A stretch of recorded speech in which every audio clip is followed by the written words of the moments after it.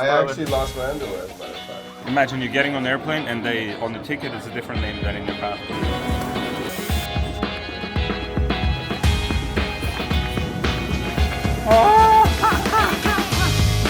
Yeah, we're in Dallas.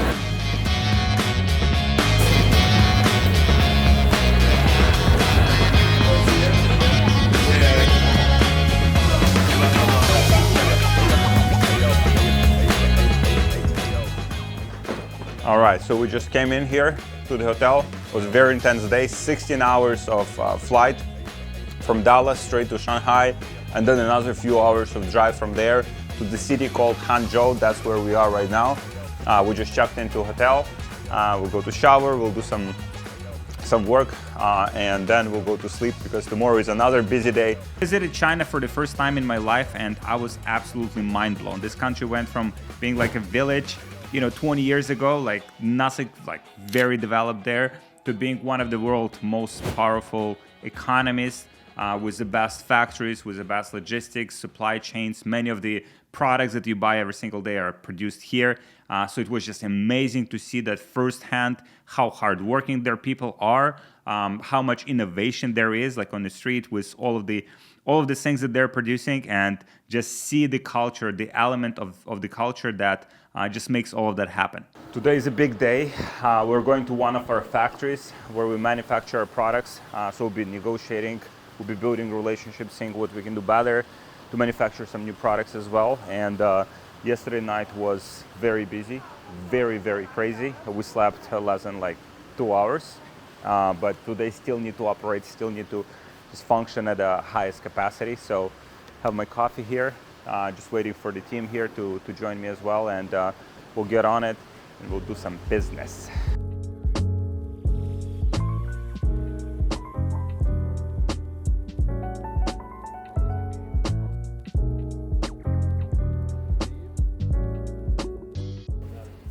So we arrived here to one of the biggest cosmetics factories. It's called Gara Cosmetics. They manufacture for world's biggest beauty brands, brands that you probably know.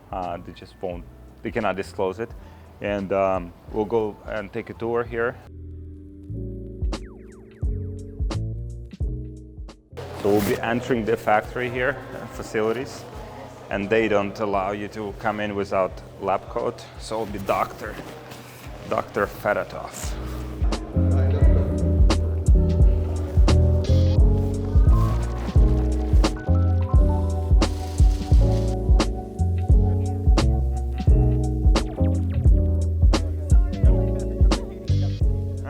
So we're doing the tour of the manufacturing facility.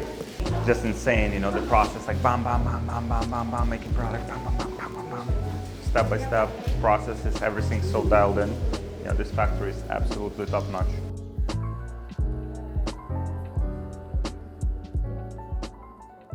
So got these products, samples from this factory. They do a lot of research into their products, and they look phenomenal. They have research behind them, they have studies behind them, so when we advertise those products, we're able to leverage the clinical research and specific case studies that have been done already, which makes marketing a lot more effective. So very, very legitimate factory, very excited to test these products. Like literally there's enough work for us for the next 6 months to test these products, and excited.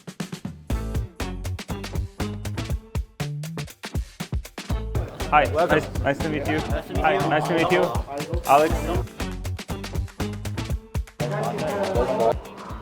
We're going to take a tour of the factory where our products are actually getting manufactured, which is awesome. So we're going to see the products, how they're being made, the whole process, like literally how these little things are being crafted from start to finish. So very excited to see that.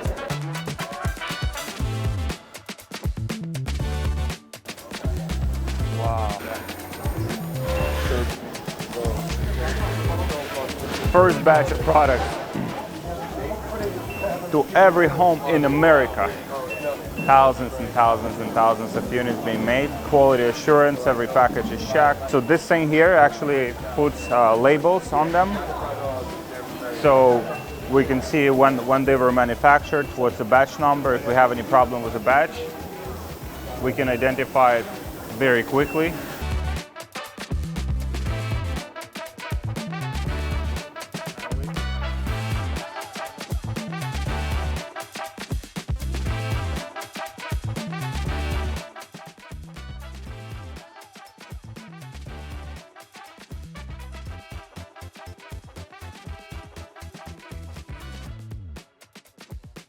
Here they make different products for dye, hair dye, like different colors, mixing products in these massive mixers, which is very fascinating. These are like raw materials, just mixing up, making magic, and these are the products that then you come to the store and you see on the shelf, that's ready product, and this is how they're being made. Very fascinating. Machines just printing like thousands of those products per minute.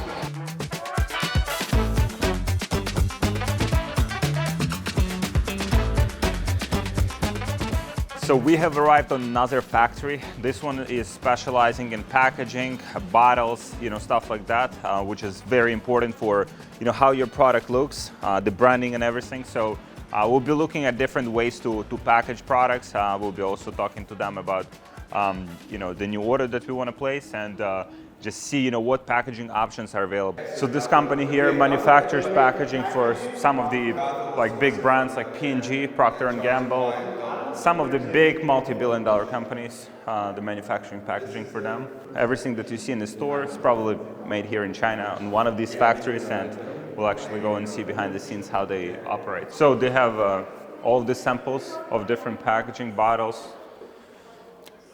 beautiful bottles. Whether you want to do spray, you want to do cream, anything you want to do, different colors. Yeah, very cool packages.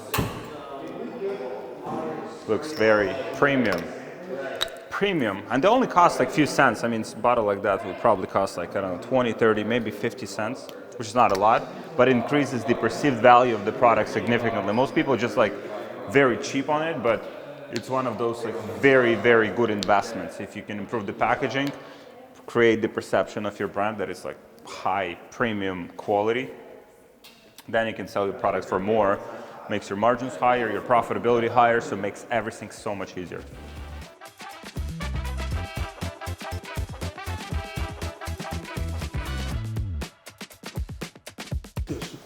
So this one is like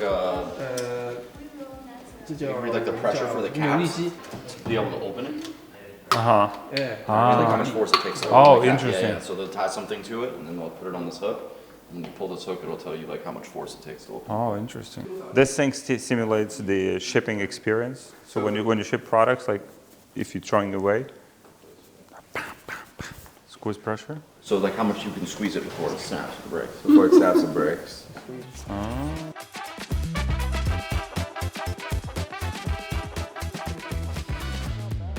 So they show the machinery here, different machines that are making packaging, bottles and stuff.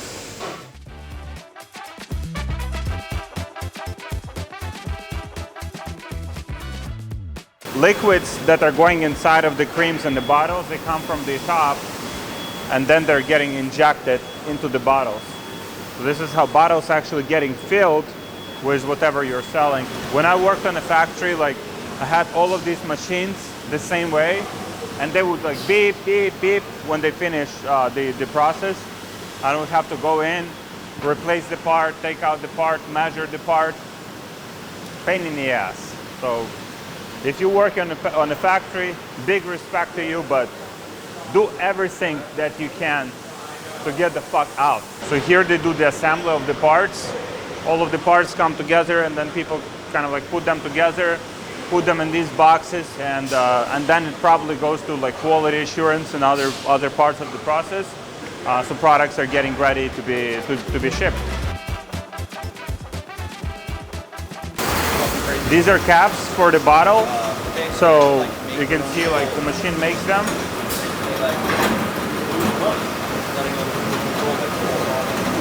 They go there, probably there is someone checking if they're good, if they're not defective parts, and if they're good, then they go to the assembly part.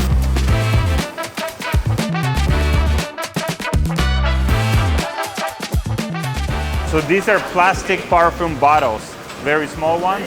There's the person checking them, putting them in a box, checks if everything is good, and then they go to the next stage of the process.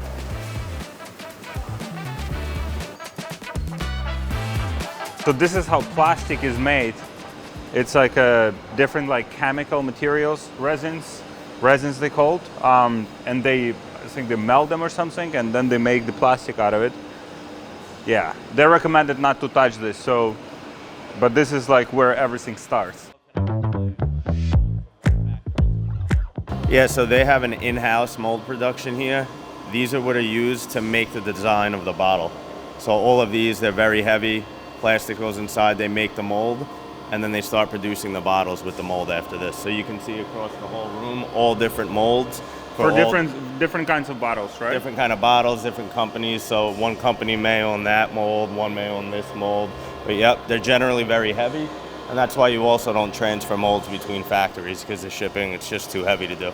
Really? Yep. So this thing is, like you said, it's super heavy. Super heavy, and then also when you transfer this, it could break, and it takes time to make these. So this factory is very large. They actually do them in-house. A lot of factories that we work with the bottles will actually outsource these. They have factories just for making these. If you want to make your custom bottle, for example, nothing that's available in the market, and you can do it as well, like, and they'll make like a custom mold Custom for you. mold for you, yep, exactly. So this is plastic, like for example, this factory is plastic. There's also ones for glass and stuff. For glass, right? For metal, for everything, yes. And each one of these molds could be like tens of thousands of dollars? Yeah, somewhere between like 10 and 20 grand. Some molds, when you open them up for different projects, you need to open up various molds. So if you're making one product, maybe it needs 5 to 10 molds, and then you're talking about 100 grand. So when I was working in a factory, I was working on machines like this, where you basically put the part, like metal, piece of metal, into a machine, and then the machine has a computer program, and it's kind of like cuts the part the way you want it, based on the dimensions that you're looking for. And then at the end, like part like this comes out, you have to measure it, you have to make sure that it's compliant with all of the requirements, all of the dimensions. And if it's good, you just put in another piece of metal, you clean the machine, and then just on and on the whole day, you're just making these parts with these machines. They're called CNC machines, computer numerical something, and they're operating on a program. And as you can see here, this factory has like loads and loads and loads of these machines. Part here is doing label printing and coloring of the bottles. So you can see the labels are getting printed on the bottles. So you have the bottle, then you have the label that goes on it, your branding, literally. And it's made on these machines. That machine there, as you can see, it's pushing probably like 50, 100 pieces per hour, just like non-stop. And then the person just checks them, sees if the label is properly allocated on the bottle, and then they go to the next stage. They go to the box here, and they're getting packaged to the next stage in a manufacturing process. So we were told that the owner of this factory makes roughly about $5 million a year. And looking at everything, profit. Looking at everything, it's insane. The amount of like responsibility that they have, the amount of risk that they have. Imagine one person dies on one of the lines. Like, you're responsible for that person. And then somebody on their laptop running ads makes the same amount of money. You realize that like we're just fucking lucky that we're in this, that we have this opportunity. Because you can be behind your computer, like fucking pushing buttons, making millions of dollars per year, without this huge complexity and massive investment. That's what you think about walking through this. You're like, imagine that the ability to sell and run ads profitably has the same fucking value than having all this shit and being responsible for all of it. It's insane. I think we're just in a period where you got just a few years of the golden era to just squeeze out as much as you can just out of everything, and then you're set for life. Because this is hard. Like, each one of these machines is like $50, $100, $200, $500,000. They invest like $10 million before the first product comes out. And then they have to sell millions of that products for like cents. Yeah. to start making money, and then you can test and you selling the product for like what, $500, $2,000 on Facebook. Yeah. And on the other side of this as well, that we have access to all of these like factories, people that specialize in certain things. Like, you want to do custom branding, no problem. You want to do custom bottle, no problem. You want to like customize your product, make it unique that like no one else in the market has, no problem. There's like literally hundreds of factories that are like operating here, and like you can come in, like you can manufacture anything, but the key skill is to selling that product. So we went to EcommOps together, and I was looking around. It was like an epiphany moment for me. You look around, there are like fucking 100,000 different products there. There is no way in hell that you can make a product that is objectively better than every single product in that building. No way. But you can absolutely sell better than every person in that room. And talking to the other factory owner yesterday, he was saying, oh, right now the most amount of money that somebody makes is first is the influencer, then it's the retail that sells the store, and then it's it was like the shipping and fulfillment, and then it's them making the product, right? Wow, so that's insane. It's crazy if you think about it. It's the same story with like Expedia making more money than the airlines, right? They own the jet, they operate, they have the rent with the airport, etc. And then Expedia having a software, they make more money, like way more money than any airline. So it's the link in the value chain. If you think about it, somebody has to go dig the dirt. Then they go in and turn that into raw materials. Then they ship it. So there's like the shipping part. Somebody's shipping, somebody's making money there. They're bringing it here. They're processing. Somebody's making the mold. Somebody's making the injections. They're printing out. Somebody's printing on them. You know, all of that. And then at the end, you have that product, and then you just sell it to the customer. Yeah. And you make the most money. And you exit the business. It's super noisy here. Now, I don't know if you can hear it, but it's extremely noisy. And imagine people here are like working 12 hours a day, 12 hour shift with this noise. Okay, you're absolutely going crazy. It's just like, absolutely nuts. So we were just talking about that, you know, on a day-to-day basis, as e-commerce entrepreneurs, we have different challenges. You know, Facebook ads don't work, fucking conversion rate dropped, you know, inconsistencies, you know, this and that, you know, these like small things. Then you come here and you realize all of that is such bullshit, right? Because the amount of like headaches that these people have to go through to run their business is like on a such like, and the upside that they have from it. And the risk and everything. And even not the factory owner. We just went through, like, it was like so noisy, your ears were bleeding. Somebody is working there 12 hours every day. Tell that person has to wake up every day because he has a family to provide. And I bet they don't like that job. They still have to come in and work 12 hours a day. Do you work harder than them? I don't. Our work is more mental, right? It's not more manual. But that's the working hard and kind of dealing with those small issues. It's not a guarantee of success. It's a prerequisite. It just gives you a chance to maybe become successful. It's not a guarantee. So like, I mean, looking at this, we're just blessed. And anybody who has like a place to sleep, roof over their head, and food to eat, you got nothing to cry about. You just have to work hard and be persistent, and that's it. Yeah, it just gives you a next level of appreciation of how lucky we are. Do you love what you do as an e-commerce entrepreneur? No, I like getting the goal. I don't like in between. I like getting the goal. The goal is the goal. 1 out of 10 days, if I like what I'm doing, that's a win. Most people here don't like what they're doing. It's normal. It's work. It's hard work. You're not supposed to love what you do, and you're not gonna work any day. Oh, you have to be passionate about what you do. You have to be passionate. Bullshit. Look, if it works for you, like, cool. Never worked for me.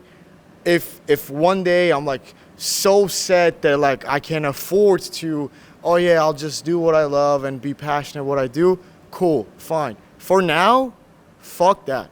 For now, you got a goal, you do whatever you can to get the goal. Nothing else matters. Whether you like it, you're happy, you're unhappy, you're passionate, not passionate, who gives a fuck? The competition doesn't give a fuck. The people that you're responsible for, they don't care, right? You're gonna go to your kid and say, oh, sorry, I'm not passionate about, so there's no food. Get the fuck out of here. Like, do what you do. You gotta do what you have to do to get the goal.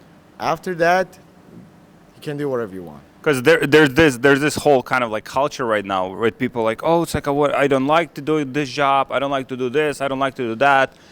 With all of the massive amount of opportunity that we have right now, and people just like, oh, no, I'm looking for this like purpose. Look, if it works for you, cool, do it. Never worked for me, personally for me, never worked, right? I like the goal. The thing that moves me is getting the goal and fucking hating to lose. And here's another question that a lot of people ask, right? When you get a little momentum going and you feel like you're comfortable, you feel like, oh, I'm doing good, right? And people ask, oh, why do you want to push? Well, like you're doing good, right? Why push? Why achieve more? The answer to that is, for me, is like, why not? Because are you asking the question, why do you want to win? Right? Why do you want to win more? Well, why do you want to lose? You do more because that's winning. You like that, and you hate to lose. Not. And you're saying this as an entrepreneur in his 20s, who's a multimillionaire, who has like things that like most people will never have, and it's like just like perspective. It's like, I mean, you could probably retire. I mean, you could probably retire. I'd say so, but why? Why? You'll never retire, same as I. I will never retire. What are you gonna do? You're gonna go crazy. You need the challenge. You need the challenge. You need something that there's a goal. You're trying to achieve the goal. You're moving towards the goal. Here's another thing. So I was trying to analyze failure. I like to analyze failure and what I like. What kind of failure? Just in general, like how do people become champions in a sport and then they fail? They lose their title. How to become outside of the they get older and kind of physically like natural factors. Yeah, people keep doing the same thing. They don't grow. They don't adapt because things change. They don't test. They don't try to change and figure things out. They lose the hunger, so they're not hungry anymore to achieve more. They don't work hard anymore, genuinely. They just don't work hard. They do the bare minimum just to kind of keep things going, and they don't push. They become lazy, which is another part. They slack off. They cut corners, meaning they know that it's not good enough, but like, it's fine. They lose their urgency. They're like, oh, we have time. I'll do it tomorrow. I'll do it next week. I'll do it. I'll chill today. I'll start tomorrow. They lose the urgency. They just go through the motions without purpose, meaning they do the same thing over and over and over again without thinking about it, without having a purpose. What's the goal? Why are you doing that thing? How can you improve that? They have small losses every day to their mind, meaning before, when they used to have iron discipline of getting to the championship, now they have to go to train at 9 a.m., they go there at 9:30. They have to train for 2 hours, they train an hour and 50, an hour and 55. They lose that edge, that they have small losses every day to their mind. And when the momentum stops, the momentum that they gained from their previous work, when that momentum stops, they die. You sleep on a win, you wake up with a loss. So just carry on.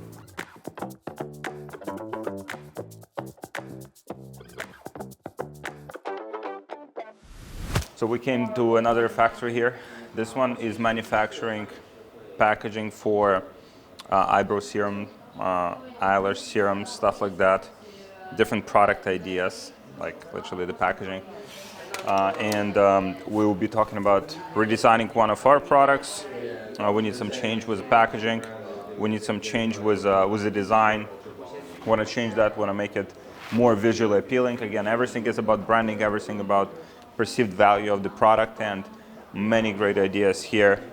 Many different colors as well. You can customize it as much as you want, and these are usually very cheap. I mean, they cost like 50 cents, like maybe $1. These are very, sometimes even cheaper than that.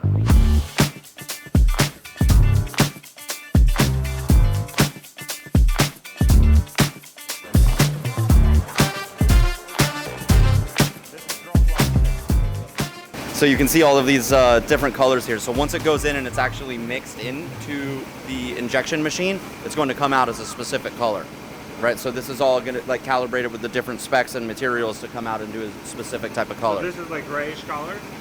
Yeah, it should come out as a grayish color. We can go in and see exactly what color it comes out of once it's out of the machine. But basically it goes through this tube into this machine, gets treated, and then goes through the tubes in the wall and then into the injection machine itself in the next room. So this machine here turns this into like a plastic? This machine feeds this into a funnel that goes into the injection machine that actually gets you the complete part in the end. So you can see here the tubing comes in through where that bag of the raw material was into this funnel, and then it goes into the actual plastic injection to get you the complete part in the end.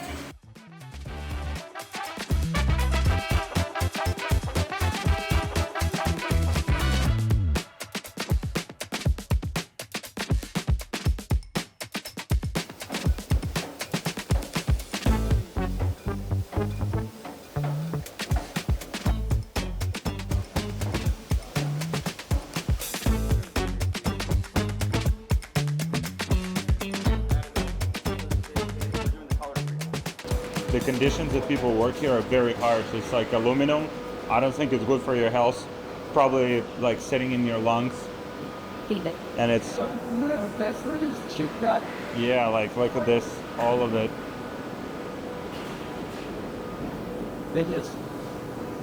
So you can see it in the end of it. So we just did a tour of this factory and we realized that this factory manufactures products for one of our competitors that are doing over $100 million a year, which is interesting. So now we would work exactly with the same suppliers that they work with. The most important thing is to find the suppliers that actually work with legitimate people, that have the track record, that have the transparency, that have been in business for a long time. And that's why having people here on the ground in China that have all of these connections is so crucial. That's why we work with Greg, our partner here. He's helping us to find all of these connections and just facilitate, you know, all of these relationships and manufacture our products on a scale.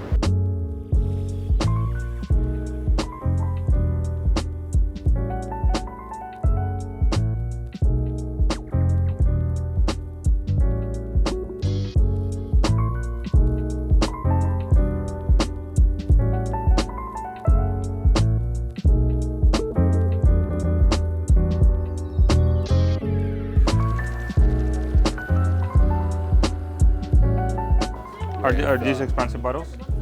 Typically, no. Tubes are cheap. Yeah, tubes. Oh, okay. General Let's tubes are do tubes. I like this one.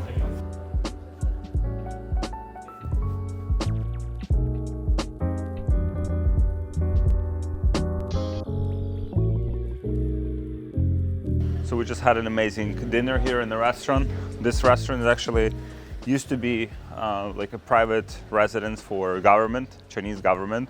Now it's a restaurant that's like very hard to get bookings or reservations in, but we had a good friend here of a friend that got us the reservation, and we had a tremendous time.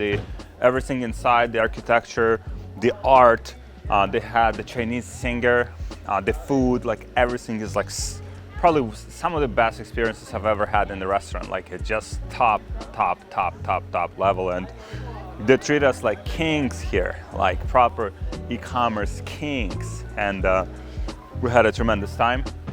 Now we're heading back to the hotel, some recovery, some sleep, and tomorrow we're flying to Shenzhen, to another city, to see some more factories, talk some more business, do some more deals.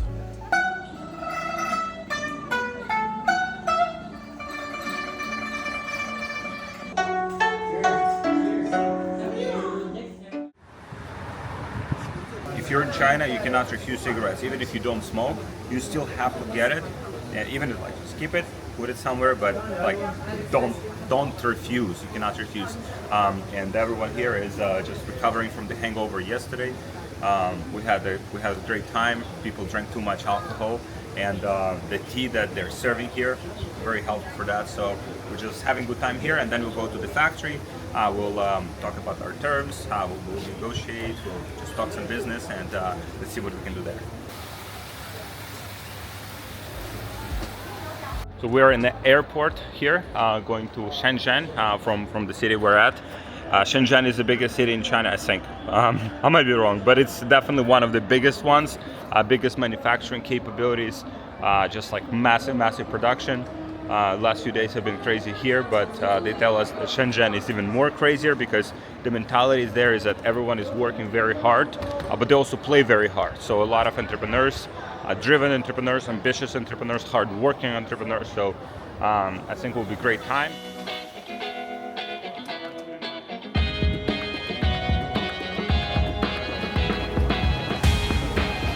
저희 다음에 수학님께 ticket counter pay 방법이 있어. Imagine you're getting on an airplane and they on the ticket it's a different name than in your passport, so I guess they won't let me in. They took the name from the passport, they put it in the ticket and just misspelled one letter. So they cannot change my ticket. I don't know if I'll be able to board, and hopefully I'll buy like a new ticket, but it's like if they have tickets, if they don't have tickets, then I don't know. Like it's crazy, it's like never happened to me before. Everything, like the whole schedule just basically just moved. All the plans. So it is what it is. You know, we have to just like adapt and keep going. We're gonna go to Guangzhou and We'll go to another city. We're gonna take a car to wherever you guys are. So we'll go to another city and then we'll take a car. It's like in business, you know, you have challenges, you have issues, and who gives a f-? You have to adapt, you have to just find a solution, keep going. Was just, you know, ban that account, issues with your product, issues with your customer support. Like there's so many different issues in business that we're dealing with on a day-to-day basis, and nobody gives a f-. You're just like, you have to find a solution, you have to find a way around it, and that's life, that's business. So we are in Shenzhen. This is the biggest like manufacturing city, from what I was told, in China.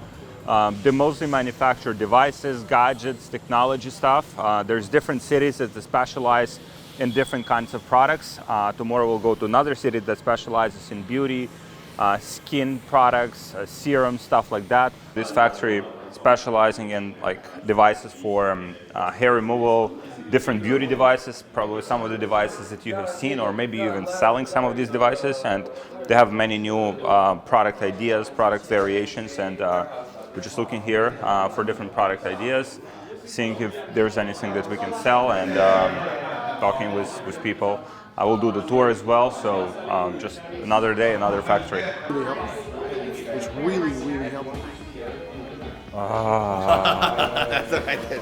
Look at this. You can put the serum inside this tongue. Oh, it feels so. You probably have seen some of these products. It's like LED mask, changes colors. Probably does something to your skin, I guess. Different colors. So everyone's selling these kind of products. There's many people that are selling these products. These are newer variations. So if you're looking for new product variations, you need to come to China and just go to these factories and explore what they have in stock, because sometimes they have some of the products that you haven't even seen. And you might find a product that, let's say, does exactly the same what your product does right now, but it looks differently. So when you start advertising it, people think it's something new and something exciting, and that's how you get, you know, that momentum. You have that advantage over other people, like iPhone. Same product, but every year they're updating it, they're making it newer, they're updating the software, and that's why people are buying it every single year. So come to China, explore, talk to some of these factories, and that's how you find these like new products. Okay, so this machine, they're doing temperature and humidity testing just to make sure the finishes of the product doesn't have any kind of defects from certain climates. And basically, it's like one of the testing equipments that they need to use for QC for when doing mass production. So Greg is our partner that we work with for a long time. He's a great partner. He helps us with developing products, diversifying our logistics, supply chain, making different products that are custom. And we'll have a full interview with him where he goes into detail with all of these elements. So make sure you subscribe to my channel so you don't miss that one. So this is for testing like very high temperatures and very low temperatures at about 48 hours. That way they're able to see the tolerance of the finished product. Just for like the previous factories we went to on the trip, for the drop tester, that's doing a simulation on shipping the finished product. So they'll take a batch from 1,000 units, they'll take like a small batch of it, run a test to see what the break rate is or how the quality can get messed up from a shipment. So when doing that test, that allows them to figure out how to make product improvements. So this is like a air freight simulation. So it's like anti-aging testing just to see the lifetime of the product, how long you can use it, how many uses it can go from a full charge to dead. Right now they're testing an IPL device and it's kind of shooting into my eyes. But yeah, that's for lifetime testing. Sand dust chamber is used for just to make sure that the product is dust proof and seeing what conditions it can get, like how dusty can the product get before it has like a defect or something like that. The salt spray room, that machine for salt spray is used to check the durability of the product to see how durable it could be in certain conditions where, there's like other types of like chemicals that may touch the device. That way it could stay durable, it could stay smooth, there's no erosion that's created, things of that nature. Like for example, if it rains, if it goes to the ocean, like there's any kind of like, chemicals involved, they just want to make sure it's still durable, it still works, so they're using that machine for that. It's an electrostatic room, so basically what they're running like electric tests just to make sure like there's no electric shocking issues or overheat issues with the device, and also making sure that when you're charging the device that nothing is gonna, the product isn't gonna blow up or something like that. So using the testing equipment in this room is figuring out what's wrong with the product that could potentially create those electrical safety issues, and then they figure out how to tweak the device to make it better. That way when they're mass producing the units, you don't have that issue and your defect rate is extremely low. This is the raw material inspection room. So whenever you order like 1,000, 5,000, 10,000 like consumer electronics products, like for this particular factory, they're doing hair dryers and things like that. When all the components are coming in, every component to make the product, they're inspecting every one of those raw materials that come in to make sure that there's no scratches on anything, there's no electrical issues with anything, like the PCB chips they're checking, the batteries they're checking.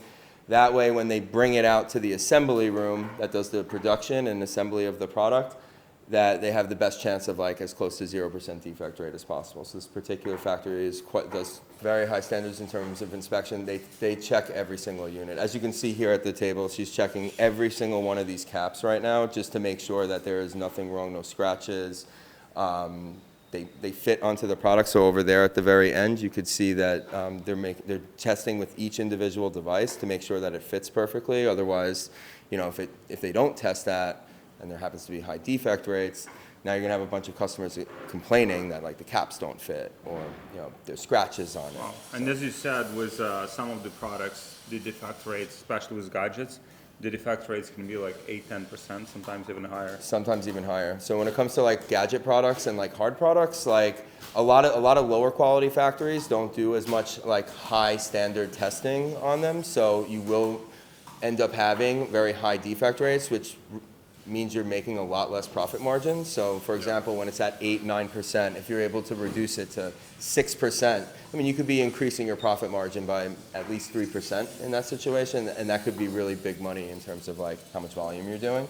So yeah, working with a high quality factory allows you to to really get like that low defect rate and optimal profit.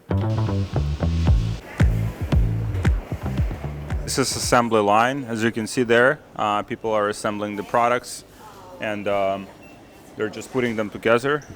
And this is finished product temporary storage area. So this is where the products are held before they're being sent to, I think, to the regular storage. And from there they go to customers. And there are people just sitting here inspecting. As you can see, a lot of inspection. People just like doing all of the kind of like moving parts, putting everything together, checking. So many stages of quality assurance, which is super important because with some worse factories, like you might have, just not a lot of quality assurance. And as he mentioned, it's high defect rate, and high defect rate impacts your revenue. Let's say you made like $1 million, but you have 10% defect rate, which means $100,000 in refunds. So now your actual revenue is $900,000. So you just lost $100,000 because of bad product quality.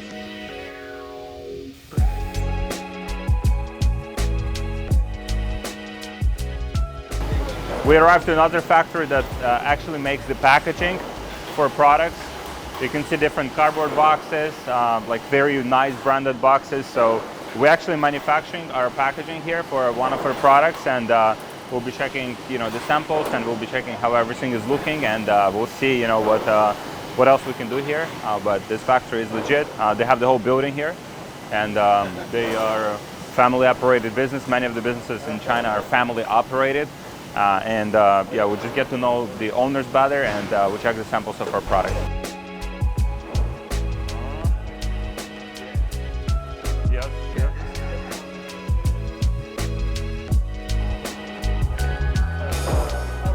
I think this machine can do like 8,000 pieces per hour, 8,000 pieces of packaging, so it's pretty fast.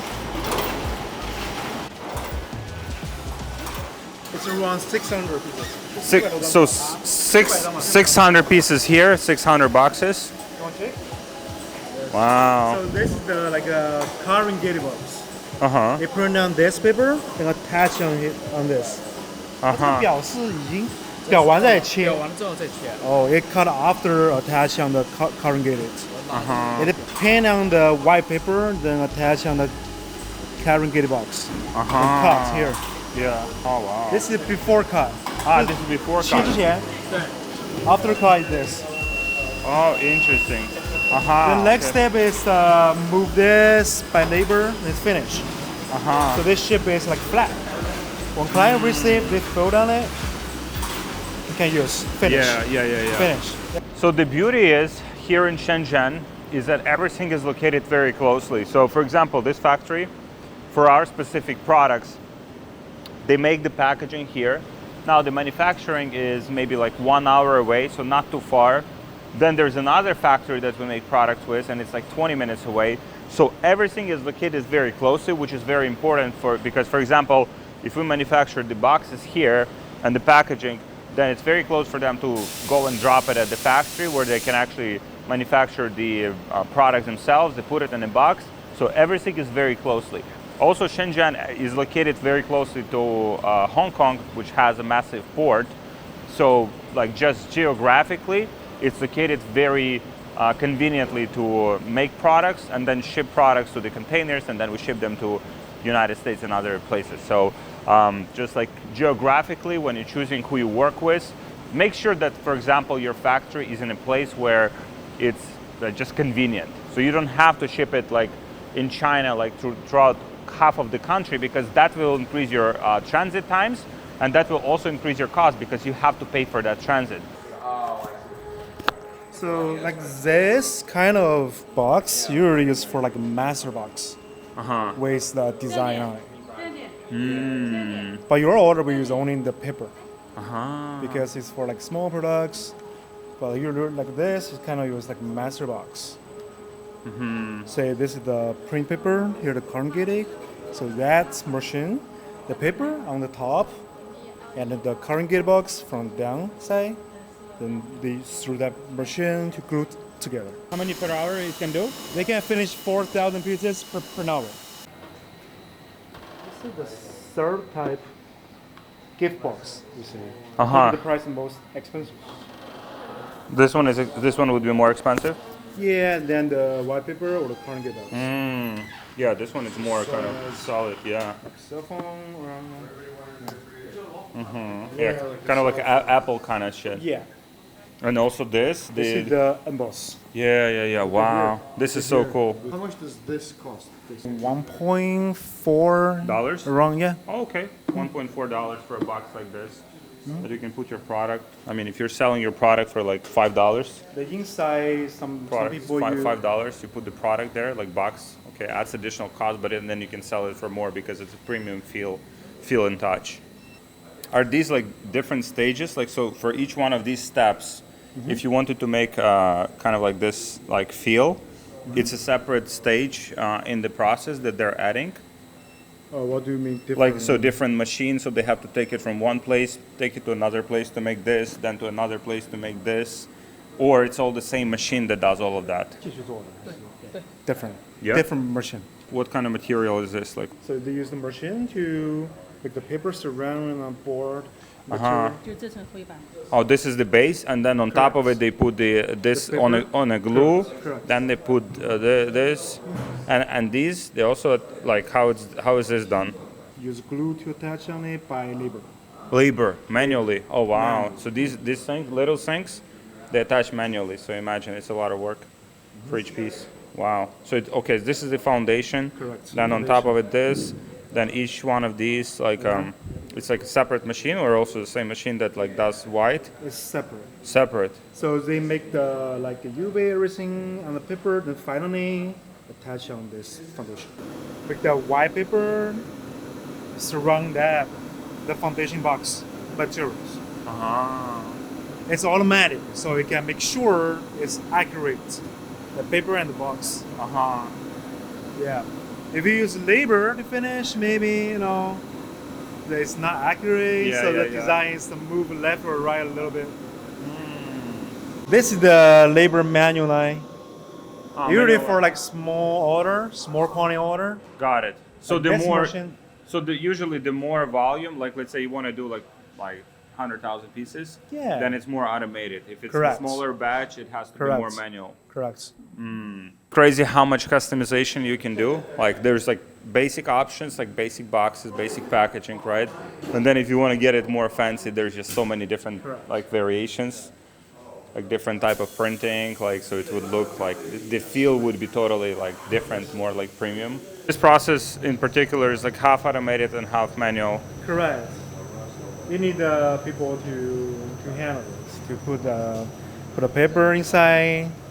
You need the people to handle it. It's like a half manual. 做盒子的时候要把它立起来。那理完了之后就立起来了，啊然后把它粘住是吧？对，这个是这粘是用胶吗？对，这是双面胶嘛？是用双面胶粘。Okay, this device is the how to close the box. Oh, closes Like the box. each side, they use a tape. It's like a half automatic to close the four sides. Okay, we just show us how this works. But it's not a success because in the time to warm the device. 这就等于是胶的话就刚刚好。 When it succeeds, it will fall down to come out. And so the machine needs to warm up enough for the glue to work and just. Say the glue is not sticky before it warm. We'll check some different samples. Very beautiful room here. Wow, different. For material, different type. Wow, that is amazing. See, everything is so customizable. Even this one. Look at this. Well, I mean, it's kind of like some Louis Vuitton kind of stuff. Very fancy boxes. And like these ones, are these like, if they're like shiny, what is that? What is that material? UV oil. This one. This is like a gold stamp foil. Oh wow. Yep. These are fancy boxes. Magnetic. Oh wow. That is legitimate box. That is It's legitimate. the like grip board. Oh no, this one's also magnetic. Yeah, magnetic. All of these. Do they also make these here? It's a UV from another different Factory? manufacturer. Interesting. But they will help us handle everything. Mm-hmm. Some will use like blister pack. Some will use the UV. Some will use paper insert. It's Yeah. different materials. They could do everything. Yeah. All right, so it was a very productive day. We're finishing the day with a barbecue. This is a lamb, like the whole lamb that they're cooking here. Very tasty. I mean, looks phenomenal. Also some food, a lot of alcohol, and we'll be just having a good time, eating, drinking. I think a lot of alcohol that was prepared for this occasion. So after a busy day of just factory visits and relationship building and just networking and talking with people, we'll be just celebrating and having a good time. So we have a beer here. That's the size of the beer they're drinking. It's almost 1 liter, 990 milliliters, like triple the size of the bottle that they have in the United States. And we are kind of like forced to drink, like we need to drink. It's part of the kind of the culture, part of the like relationship building, because everything in China is built on relationships. And when you drink, you're kind of like getting closer to people, you're talking, you're building that bond with people. And that's what everything here is built on. That's where we start, from this beer that is like massive.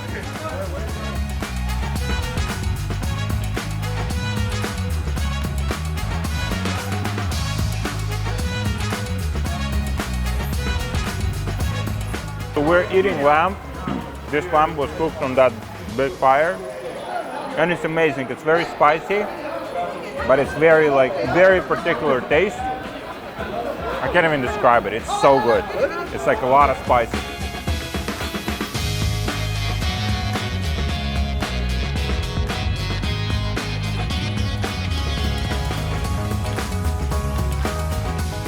Now, if you're watching the video until this point, you probably have e-commerce business and you're looking to scale it. So if that's you, I have a private program called E-commerce Scaling Secrets, where we'll help you to dial in your supply chain. We'll connect you with all of the partners that we are working with. We'll help you to dial in your product, your logistics, lower the cost on your shipping, like all of the things that will help you to scale more profitably. So if you're interested to work with me and my team, join our community of high-performance e-commerce entrepreneurs. There are many people in our community that are doing millions of dollars per month. So just the networking aspect of it is just phenomenal. Just click the link in the bio, book a call with my team, and we'll see how we can collaborate. So today we arrived at our friend's Dayu warehouse, where he's actually sending products directly from the factories to consumers in different countries, like in the United States, UK, all around the world. So he has a warehouse, the fulfillment facility. So if you've been in e-commerce and you ever worked with an agent, Dayu is an agent, but like very sophisticated service. So most agents, they don't understand all of the moving parts of the manufacturing process, fulfillment process. They don't have good operation, they don't have good systems. Dayu has tremendous systems, operations team, processes, systems to make sure that fulfillment is done on time, is done fast, and you can ship your products a lot faster. One of the big advantages of shipping products from China, because people think like, why would I need, if I want to build a brand, I want to have a great customer experience, I don't want products to arrive like in 2 weeks, why would I even do this? You can use fulfillment from China as a backup to your US fulfillment. So for example, let's say you're buying 100,000 units of your product, and then you're sending it on a boat. That boat takes about 1 month to arrive. And let's say when you're scaling up your business, those products will take some time to arrive to your US warehouse. So in the meantime, you can keep some inventory in China and send your products directly from here to your consumers in United States or other countries. So this way you kind of like have this hybrid model where you don't have to keep all of the like inventory, let's say in the United States or other countries where you have 3PL, but you have some here, some backup, maybe like 10, 20, 30% of your inventory here, and the rest goes to your main warehouse. This way you kind of like have a backup in case something goes wrong. So we'll go inside, we'll see their whole operation. Yeah, so this is, you can see the all of the shelves with different products, so everything is organized, that people know exactly where to pick up the product and take it to the packaging area where they put those in the boxes and then they ship them. So some of the products here that probably we won't show you. I'm here with Dayu. Dayu is the founder of EcommOps. They have a massive fulfillment facility here in China, and this is just one of their facilities. There's like you said 4 more that you have here in this area. 30,000 to 30,000 orders per day. They're shipping for clients, shipping from China direct to consumers, like worldwide, pretty much. Yep, exactly. A lot of people start with drop shipping initially, start shipping products from China. Obviously a little bit longer shipping times, not ideal experience for customers, and those that prefer to just evolve into a brand that want to like improve the experience for their customers, over time they have, let's say, 3PL in the United States. However, we've had these conversations, and that's literally our model as well in our business. Having a hybrid model where you kind of like have some inventory here in China, some inventory in other 3PLs around the world is something that can benefit many brands. Like, what do you think about that model? Well, hey, Alex, so I specialize in China fulfillment, but I will be the first to tell everyone that it's not just about China fulfillment. Shipping from China doesn't solve all your, it's not a magic bullet, right? Actually, because I have a very deep supply chain experience before this, and from a theoretical standpoint, it's like you said, it's the hybrid model that's the optimal. Because if you look at the other side, if you only have local fulfillment and you're using sea freight, then you're always planning for like 3 months, 6 months of inventory at a time. And I have never seen an accurate forecast, ever. Not even a lucky one, okay? Especially with e-com and maybe drop shipping, there's just so much spikes in demand. You never exactly know. And the longer your lead times are, the tougher it is. And then traditionally what you have to do is you have to overstock. Like, okay, if you need 3 months of inventory, usually you want to hold 4 or 5, 6 months because you don't want to sell out. Because if you sell out and you can't sell, then you have no business. And that's the traditional model. So more and more, actually even more traditional brands have been utilizing direct from China shipping to customers to be able to add more flexibility to that. Which means that, and actually a lot of our clients who do this, they would normally plan for 6 months of inventory, but they might plan for 6 months, or they might plan for 3 months, knowing that sometimes it will run out. But when they run out, they can ship from China. So that creates a very nice backup plan. Or for new product launches. I mean, we're just talking about your new product launch, and the ability to ship like tomorrow from here means that you can start selling 2 months earlier, 3 months earlier. Yeah. So lots of added flexibility, and then also it's cash flow, right? You just don't have to hold as much inventory as well. And especially if you're thinking about international markets. I mean, international markets never ship from the US to the UK. It's too expensive, right? But actually, a lot of our bigger clients, they have maybe 60, 70% of their order volume going straight from China because international orders. It's always more efficient to ship from China to international. It's like 50% cheaper, it's faster as well. And if your factory is in China anyways, it'll take a few days to get to us and you can dominate the world right away. As opposed to actually, a lot of US brands are realizing that they specialize in the US, but they can't actually effectively enter other markets. You see, there's all different sizes of quantities that are getting sent in. They could be like pallets, they could be these boxes, they could be like, 20 things, right? Super flexible, super flexible. We have many clients who send us products every 3 days.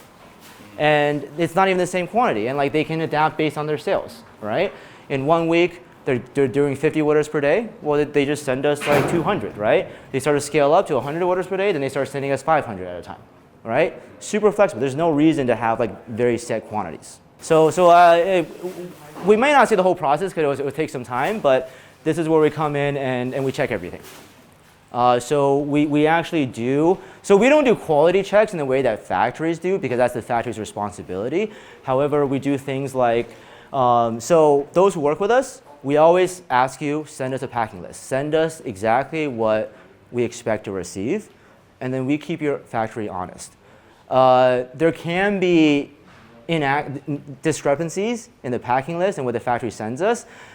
It's pretty rare they send us more. Usually it's less, right? But that's where we come in and just make sure that we actually receive the right quantity. And then we'll also let you know if there's some very obvious surface level issues, like if any of these boxes are just damaged, products damaged. Now you want your factory to be doing your actual QC, not us, right? We can do some QC services for an extra fee, but you make sure that your factory is responsible for that. Like give them that pressure, make sure, okay? But we'll make sure that everything is ready for fulfillment, we have the right quantities, and matches what we have packing list. And again, this is part of the flexibility around like having small batches, all right?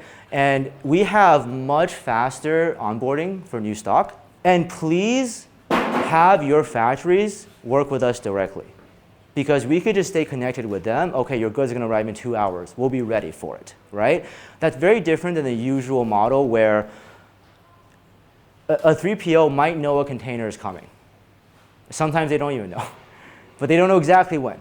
Right? And then when it arrives, they have to like unload it. I mean, and then it might take 2 or 3 days to actually onboard the inventory itself.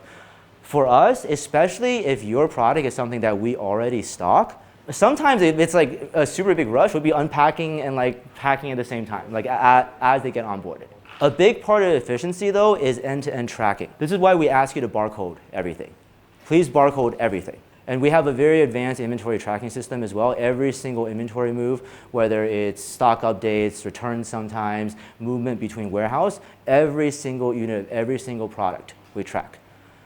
Now it's automated, we don't, it's not spreadsheets, right? So when we talk about automation, that's the kind of automation that's important for fulfillment.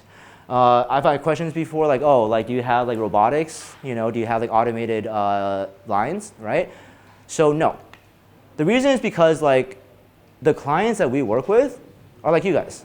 You guys have high volume, less SKUs. The reason why Amazon FBA has a lot of automation is because, that they have so many SKUs and so many warehouses that on average not selling as fast. And the only reason that FBA can have so much automation that works is actually because they're a black box. It goes in and it's completely a closed system. I visited another big 3PL in the US, so I won't name or shame them, but they have tons of automation. Very bad feedback from their clients, right? And the reason why is because when you don't have a closed system and like just clients are sending you stuff and everyone is kind of like in a hurry, then more automation is not necessarily good because robots are not that smart. That's not the product, or like it's the wrong color or whatever, right?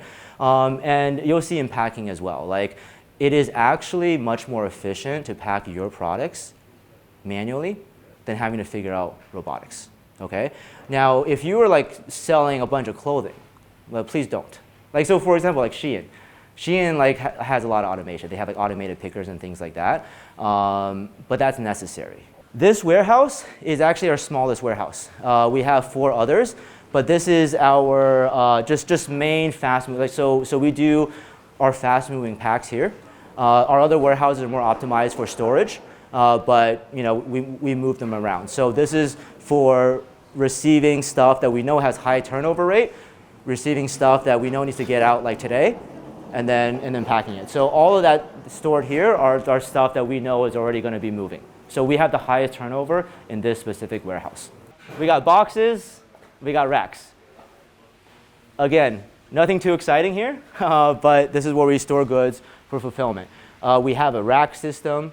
We have a very, it's hard to see visually, but we have a lot of pathing around. We have a very advanced system in tracking exactly which product, which SKU is on what exact rack, what exact row. All of these boxes, they have barcoding on them as well. If you guys don't give us barcodes, we'll barcode it for you, okay? Because everything needs to be scanned. We do value client privacy a lot, so please don't go around like kind of checking other products. I will tell you that like probably everything that's sold in decent volume out there, we have. So please, don't look around too much because there's, we do want to protect our clients' interests as well. We actually have two different teams. We have the pickers, or they, I don't know what it's called in English actually, but like they actually take the product. So in this case, we're fulfilling the scrubs. We get the products in here. We process each order into a basket. So we have 2 different teams for preparing each order and packing each order. It's something that we optimize over time. We just found that to be much more efficient and also like much less error prone. So that kind of similar to a factory assembly line, very specialized process and optimizing for either, as opposed to like the previous and kind of like more typical method is kind of just like one team like going end to end, right? But actually preparing orders and packing orders is actually a very different process. So you want to optimize for either, right? And in training and optimizing for either as well. Every basket is 1 order. Now sometimes we have big orders that have to be split in 2 parcels. That's going to be on the packing team.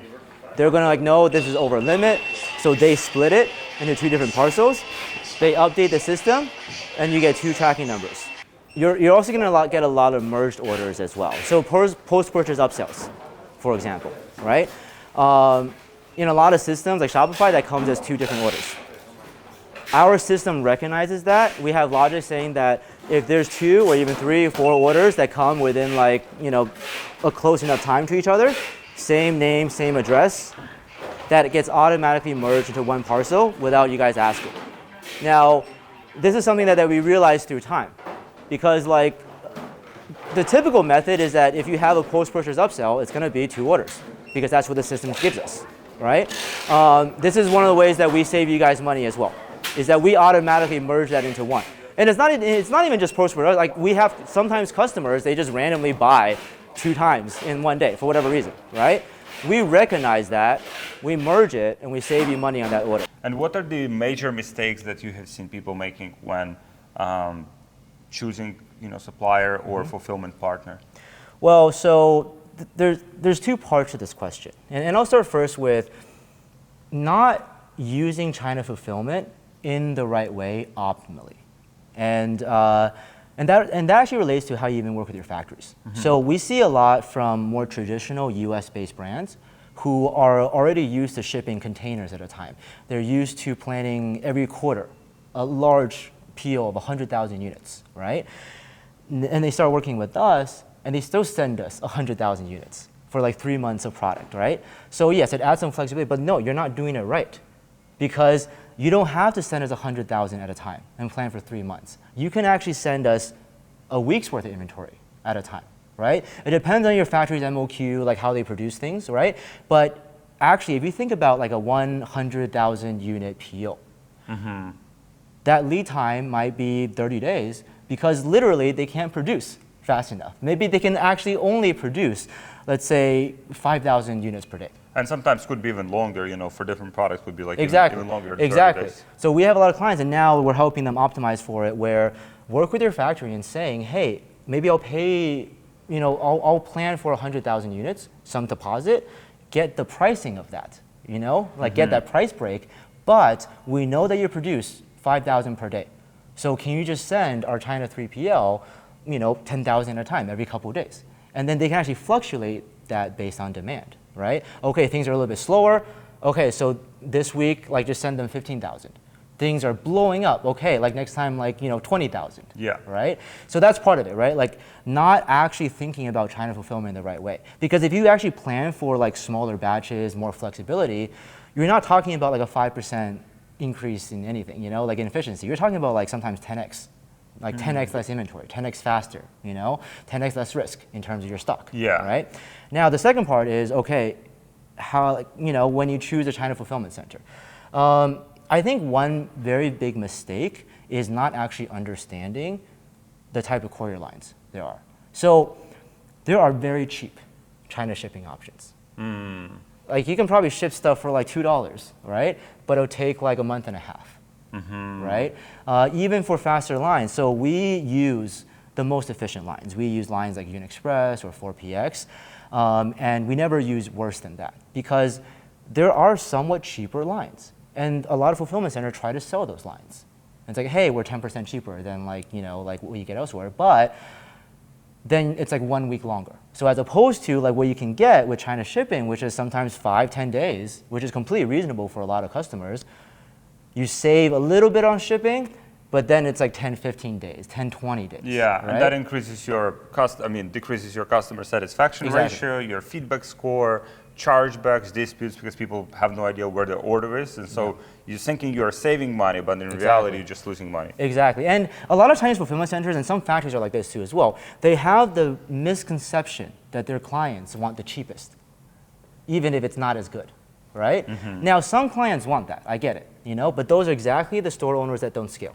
Those are the store owners that never scale as brands, whereas someone like you, or the brand owners that we work with, we know they care about customer experience. We're never going to offer them a cheaper line that we know is going to damage their reputation, right? So that's one big problem. And then the other big problem is that a lot of Chinese fulfillment centers, they don't have a lot of technology. They can't integrate with your store in the right way. They don't scan, they don't have barcoding the right way. They don't know where stuff is, they don't use an ERP system. You have to do that, at least at scale. Now, if you're working with a dropshipping agent, you're working with 2 clients, it's you're just at your home, you know exactly where things are, that's fine. And there's actually a lot of dropshipping agents like that. I mean, there's a lot of dropshippers that have their own private agent that just only works for them. Yeah. That works. They don't need systems, I guess, right? But then the moment you get any kind of scale, and unless you have your perfect dropshipping agent that only works for you and bends backwards just for you, and I know some people have that. Once you actually try to find a more scalable solution, you need to make sure they have the technology, the integration, the process, so that they can get your orders effectively and process it very efficiently. And actually, what a lot of people don't know is that a lot of times when things seem a little bit slower in shipping, it's not because of the shipping. It's because they're slower at processing. They're slowing at getting things out because they don't have the right systems in place. Or they don't have enough people even. They don't have enough people, yeah. And I like to always say, like, for how I operate, is we always have overcapacity. The moment that we're at capacity means everything is fucked, right? So we always plan for at least 50% overcapacity, just in case. And that's on us, right? Because, like, you know, we work with some of the biggest, highest scaling clients in the world, or, you know, brand owners in the world that do e-com, direct response. And if they double in volume and all of a sudden slows down, like, that's, you know, you don't want that. When you scale, you want things to be more perfect, not less. So you mentioned even like right now, you're processing 13,000 orders per day, but your capacity is to do like 30. Yeah, so tomorrow we can do 30. Wow. Now, we can also flex with that as well. So that's actually one of the great benefits of having a fulfillment center in China versus like the US, is because labor is very quick to ramp up. You know, we can just find some like factory, because we're around areas with a lot of factory workers as well, and they're kind of like a lot of times like moving from factory to factory. We can get someone almost literally off the street and train them up in like 1 or 2 days. So then, like, 30,000 capacity right now, but then, and especially if you tell us, Alex, hey, like, I'm actually planning for $10,000 order, like, you know, like a huge scaling, just tell us like a week in behind, and we'll just hire 10 more people. Yeah. And then we can then process 40,000, 50,000, right? Yeah. And actually, we do that all the time for Q4 especially, right? Because we know like it spikes. We have, like, you know, around Black Friday, for example, we hire a lot more people. We run overnight shifts.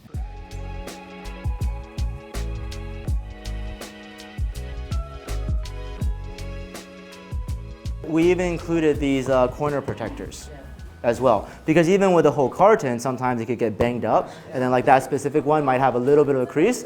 I don't actually think it matters that much, but she's like, again, she wants it perfect. So then we actually added these in as well, so like to have extra protection. Okay, yeah, so this is one of our 2 largest spaces. This is the stuff, like, I mean, if you're actually sending us 50,000 units, then we're getting pallets, then we're getting trucks, you know, like then we're kind of getting like, you know, larger cargo containers. We have 30,000 units per day of capacity, like including warehousing as well, but there's nothing that unique about this warehouse. It's just space, and there's plenty of these spaces around. Also partly because like the Chinese economy hasn't been very great, so like there's a lot of vacancy around here. So if we actually need to prepare for more capacity, like, you know, we can do it rather quickly. Yeah, it's interesting, you know, this aspect overall, the fulfillment, logistics, you know, supply chain, it's oftentimes, you know, overlooked by entrepreneurs. They kind of just focusing on marketing and selling stuff, but then there's just so many moving parts here. Like, you know, over the last like few days, we just explored all of these like different parts of like either it's manufacturing, now it's fulfillment, you know, and how many moving parts are really, you know, and also how all of those parts could be like optimized. You know, there's like, we can do this better here, we can package our products maybe like in a smaller box.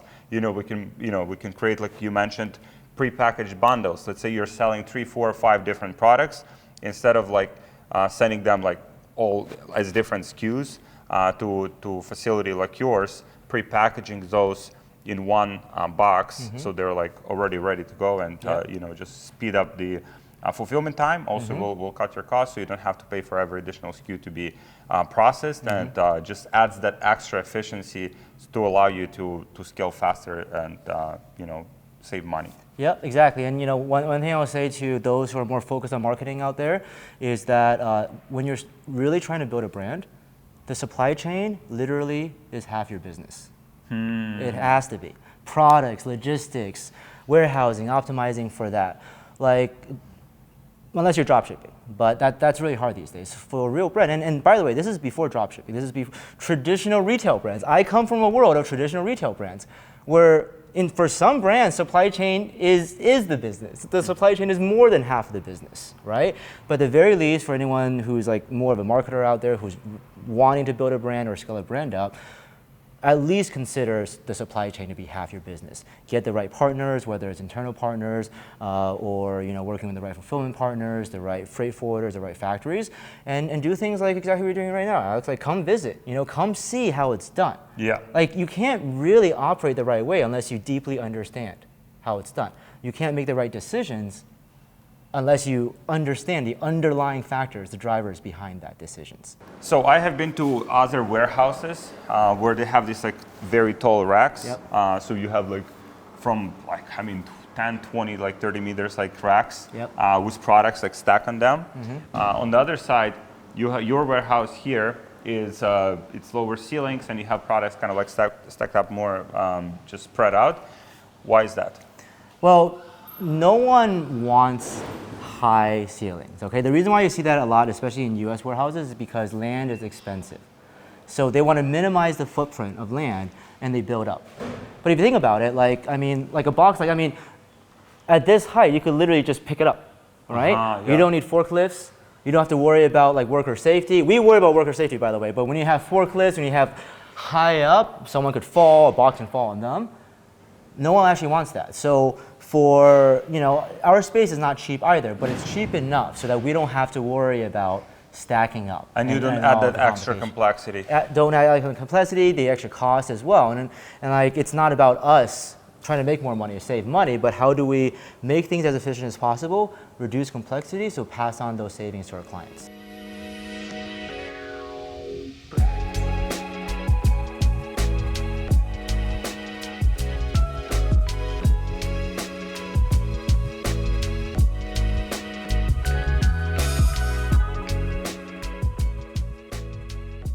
All right, so we just arrived to Canton Fair. Greg, he's an expert on everything China, product sourcing, logistics, product development. So Greg, what is Canton Fair and what it's all about? So Canton Fair, it's pretty much about for getting like product inspiration ideas, because mainly what you see is there's about 15 different industries inside of this building. Across every hall is a bunch of companies that are suppliers, which could be some are trade companies, but then you have some factories, and they're all introducing their products to foreigners, like people from outside of China, to do like export business with each other. We're in phase 3 now of the Canton Fair. Usually it goes for about 3 weeks. Phase 3 is gonna have more like health and beauty, kids' toys, apparel, fashion accessories, and then also sports equipment, stuff like that. So when we go inside, we're going to be getting a whole map. It takes about 3 or 4 days to go through the entire thing. Wow! Just to go, like, how much time would you spend like on each of the? Each hall you'd easily be spending a couple of hours and just collecting a bunch of catalogs from hundreds of different vendors and trying to see what are some good products for you to be moving into, especially with like e-commerce. Like they're trying to look for some more front-end products or back-end products, and this is just a really good opportunity for them to see everything that's getting produced right now. Are there any tips you would recommend to people that want to find like a reliable supplier or good partner? Yeah, I think it's good to get the product ideas when you're here. I think what's more challenging is figuring out like which of these vendors are middlemen versus like actual manufacturers, because a lot of the good manufacturers go to more industry-specific expos. But Canton Fair is a way for all people in trade, all people with access to product to be introducing it. So it is a little trickier to navigate.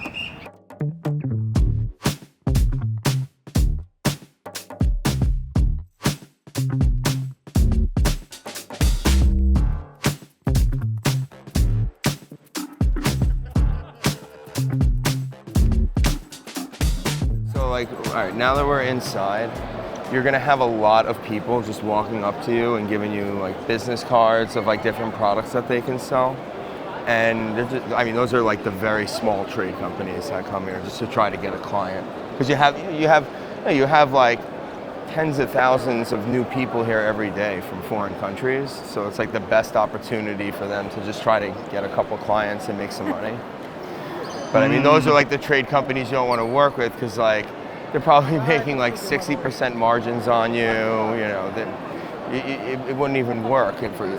So would you say it's fair to say that the more pushy they are, like the more like kind of like those people you don't want to work with? In a way, yes, because I mean, when you go to an expo booth, it's a little bit different because they might be a factory and like they have to sell, you know, and that's just their style of selling. But if people are like extra pushy and they're just walking around the expo with you, I mean, those are people that think of it this way: they didn't have the money to set up their own booth. Ah, right? Interesting. So they don't even have their own booth. They don't even have their own booth. They're just running around with like a little business card or a few catalogs and seeing if they could catch your interest. Maybe they're selling a lot of copycat products. Like the guy that we were just with before that we didn't catch, he was showing you like fake Louis Vuitton bags and things like that because there's a lot of copycat products made. Oh, right? wow. Yeah. So even like fake products you can find here? You can. I don't think it's being presented at the expo booths, but that's where like these people that are on the ground trying to sell to you are doing. Like, oh, we can get you fake products, you know, because there's a lot of fake products that are being sold in Africa, Southeast Asia, some of the like developing country markets where it's like more doable to do. But you even have people that are like in the US like looking for those types of people because in New York City you see fake stuff sold on the street, right? Yeah. All of that like copycat fake stuff happening is like a lot of the people here at the Canton Fair are. So we looked at the map, and the map itself is like massive. Yeah. So for people coming here to maximize the event, would you recommend just to put like just choose one area? Yeah, like exactly. Like for like the clients that have come with us on this particular trip, right? Like we're focusing primarily on personal care, health, beauty, medical devices. Pet supplements happen to be in there because there's consumable side that matches with health. So like that's why like Hall B was like the only one to go to. Here's like a hack, right? I mean, you got thousands of these vendors. You see how it says National Foreign Trade, Transformation and Upgrading Base? The one thing to look for when you go to booths is if you see trade or import and export in the company name, they're not a factory. Immediately skip them, right? If they have factory in their name, okay, there's a good chance they are a factory, but sometimes they'll use the word factory to kind of mask it with them just being a trade company. Because there's a lot of people, even on Alibaba, like there's a lot of people that say they're the factory, but no, they're not. They're just partnered with a factory and they're the selling arm of the factory. Like what we were talking about before. What trade companies do is they partner with like one factory, maybe two if it's another product line, and then they're like the selling arm. The factory doesn't have time to have a sales team that's like doing business development, getting, you know, clients. Let the trade companies handle it because the trade companies are the ones that speak English and can do it. The problem is the trade companies make sometimes way too big of a margin. So trade companies are basically middlemen, and if you want to maximize the margin that you have on your products, if you want to be as profitable as you can, then you want to work directly with the factory and not with the trade company. Correct. Now, the reason why people will use sourcing companies like my company Canary, right, is that what we're doing is helping them navigate the entire manufacturing landscape and actually vetting them and figuring out like which ones are the right ones to be working with. Vetting factories. Vetting factories, yeah. So you basically connecting entrepreneurs directly with factories. You just handle all of the logistics, all of the product development, everything that companies need to do, and you're negotiating prices and terms to make it beneficial and profitable for them. Sometimes even more profitable than if they were working directly with the factory, correct. Right, like take skincare, right? People will go to a skincare factory and the skincare factory is gonna do the bottle sourcing, they're gonna do all that, and they're gonna make margin on that. When we do this, we're working with a bottle factory, we're working with, and we're charging like the right percentage so that it's a win-win for both parties. Also the way like a sourcing company that's transparent like us, like we're perfectly aligned. You know exactly what we're making, but you know the work we're doing is pretty complicated, right? And like we're saving you money, even more so than if you work directly with a factory. So it's like, why not have boots on the ground in China, people that can drive to the factories if there's a problem, build that relationship, do the additional negotiating, you know, things like that. So this particular booth, this is a shoe design booth, right? So this isn't, we were talking more about trade companies. They do shoewear design for all the big brands in the industry. They work, like for example, they're working with Henkel, they're working with Bell, they're working with Nike, Marvel, NBA, you know what I mean? So like a company like this is a good company to work with, right? Because if you're trying to level up your game to be like a 9-figure business, don't you want to work with like the best shoe design company? Differentiate your product, create something totally unique. And then maybe someone like them, especially like, you know, in apparel. You know, apparel you need to work with like the right people, and a company like this, they know who all the factories are in shoe wear. Their pricing is going to be higher because they're sourcing it, right? And they're probably not going to be as transparent, but that's fine. Like if you want to make the best shoe in the game because you're trying to level up, well, it's a great company to check out and get information from.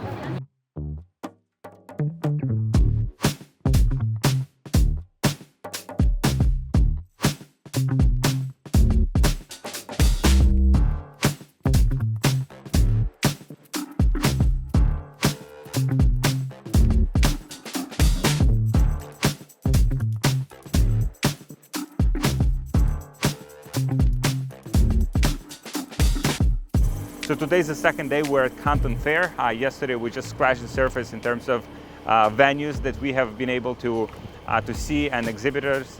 Today we're going to do a lot more. We want to find some new factories that we can potentially work with. We want to see some new product ideas, developing relationships, and just see how we can squeeze as much as possible from this event that gathers, thousands and thousands and thousands of companies from all around China.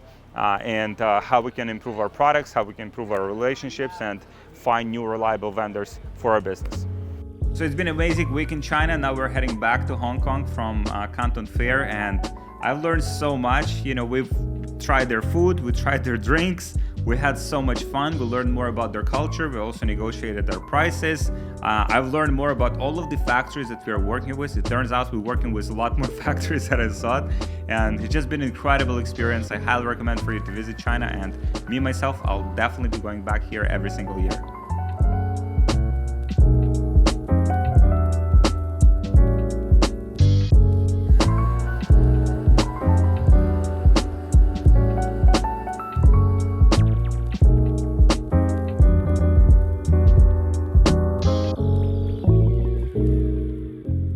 Travel through the bridge. There's a bridge that connects the mainland China and Hong Kong, so we are right here. We don't have much time to spend in Hong Kong, but it is so beautiful. It has so many skyscrapers, it has so many different things to see. Unfortunately, we don't have time, so hopefully next time I'll come here for like 1 week, maybe with my family, and we'll just explore this amazing city, just on hills. Everything's so beautiful. So we have some stuff to do here, some logistical stuff. Maybe we'll go to some dinners. We'll have some time here, and tomorrow we are leaving back to United States.